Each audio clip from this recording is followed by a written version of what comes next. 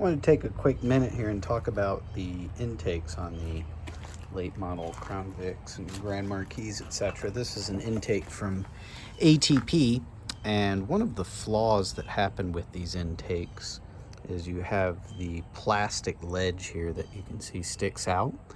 Coolant residue actually builds up in a cavity that you can just see peeking out here that goes, between this crossover and the ledge that steps out.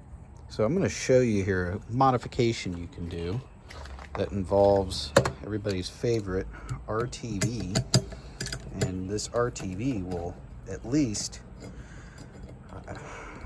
the results I've had, and my friend Zach that showed me this, so I have him to thank for this, is being able to reduce or remove the failure point. So you see that I've just disconnected and unbolted. There's no cavities whatsoever on the crossover here that have a place for like a rubber seal to go.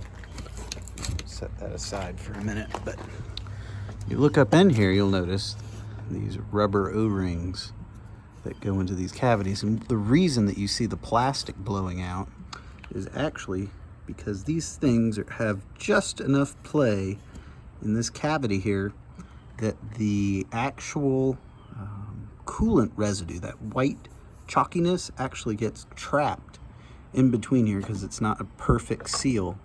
And because of that, eventually over time, I call them coolant crusties, but it builds up enough, it'll actually break this wall right here that you can see that my thumb is touching against.